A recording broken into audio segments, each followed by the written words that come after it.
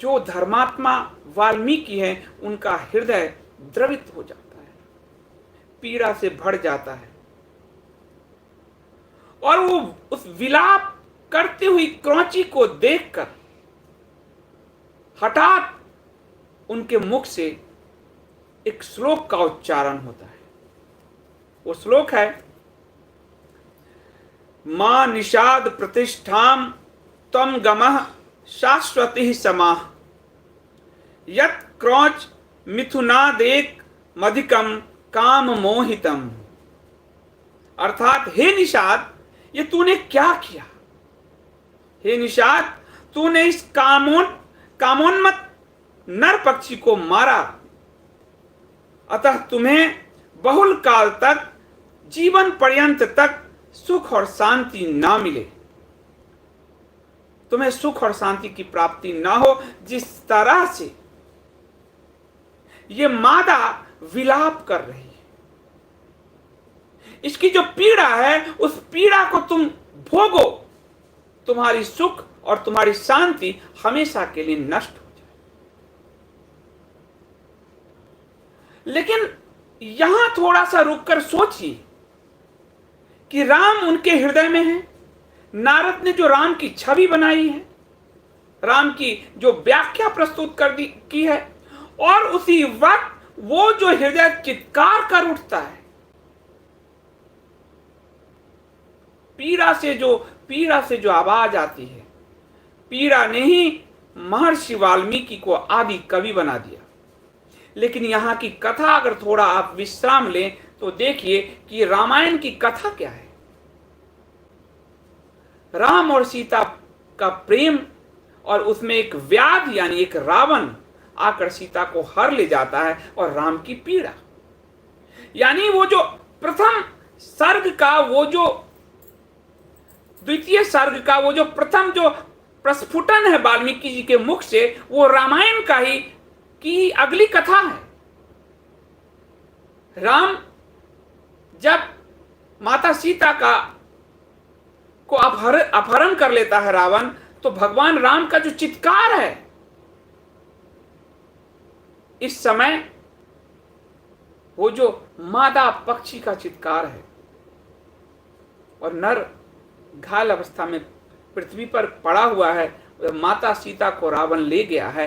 कहानी यहां से, यानी रामायण जो लिखना है, उसकी पीड़ा, उसको महसूस करने की परमात्मा ने, ब्रह्मा ने वाल्मीकि के अंदर, उस नियति ने, उस क्रौच पक्षी के रूप में नियति स्वयं उपस्थित हो गया कि हे वाल्मीकि, तुम्हें इसी पीड़ा को, इसी प्रेम को उद्घाटित करना है। आगे जाकर तुम्हारी यात्रा यही होने जा रही है। इसीलिए जो प्रथम श्लोक है जो वाल्मीकि जी के मुख से निकला, वो रामायण का प्रारंभ है, वो यात्रा है। और रामायण की पूरी कथा इस एक श्लोक से भी यदि हम समझ लें तो पूरी कथा इसी श्लोक में समाहित है। मां निषाद प्रतिष्ठाम त्वं गमः शाश्वती समाः तत्क्रौच मिथुना देक मधि वधि काम मोहितम। और यही रामायण की मूल कथा है। पीड़ा जो है, उस पीड़ा ने आदि कवि बनाया, और उस पीड़ा के कारण ही, उस तक दर्द के कारण ही रामायण, भगवान का जो वनवास है, वो 13 वर्ष कोई याद नहीं रखता, और 14वां वर्ष जब रावण का वध होता है, रामायण अपने मूल स्वरूप में आ जाता है।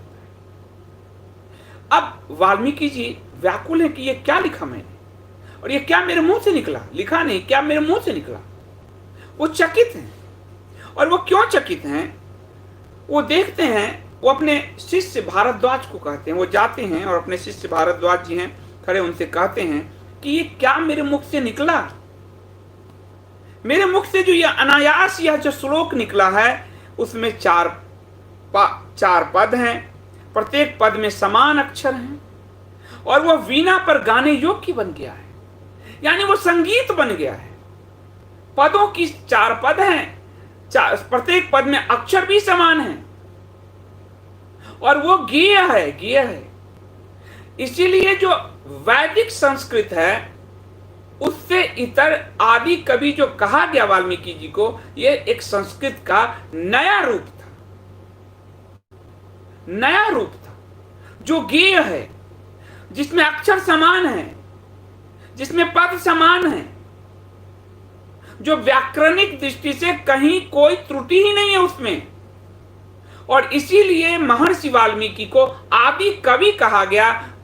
स्वयं नियति ने, ब्रह्मा ने उनके मुख से रामायण की कथा कहलवा दी। वो प्रथम जो श्लोक है वो आदि कवि का, क्या मानवता का, इतिहास का, सनातन का वो प्रथम श्लोक बन गया। मां निषाद प्रतिष्ठा। और वो चकित है।